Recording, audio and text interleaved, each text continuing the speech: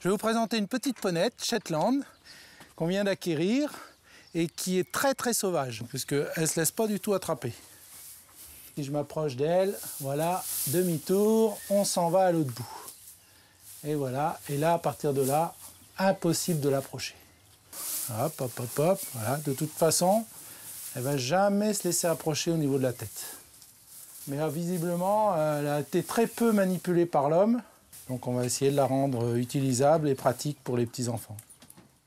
3 mois plus tard, la très craintive Si Jolie s'est enfin laissée apprivoiser. Mais il aura fallu lui accorder du temps et de la patience. On s'est même posé la question si on allait la garder, puis on l'a habituée. Hein, on l'a habituée aux autres, on l'a habituée à l'homme, on l'a habituée aux enfants.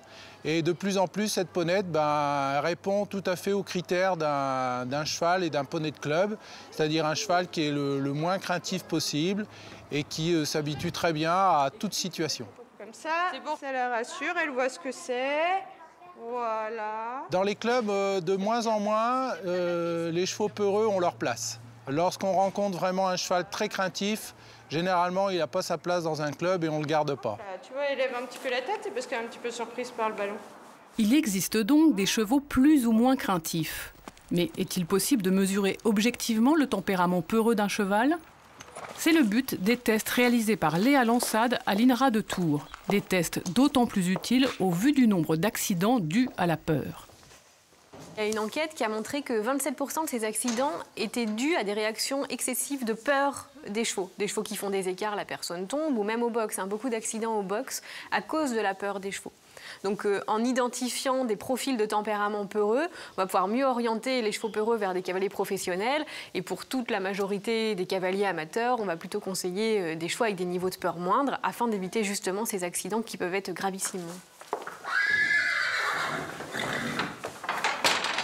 Donc toutes ces recherches sur le tempérament ont été initiées parce qu'il y avait une forte demande de la filière équine pour identifier des tests qui permettent de mesurer rapidement et objectivement le caractère des chevaux. Top pour le test de néophobie. En une trentaine de minutes, on est capable d'évaluer le cheval sur différentes dimensions de tempérament. Et une des principales dimensions, c'est la peur. Donc pour évaluer la peur, nous avons fait 3 tests. Un test de néophobie, la peur de la nouveauté. On a confronté le cheval à un objet inconnu. Et là, on regarde les réactions d'approche ou au contraire de peur vis-à-vis de cet objet.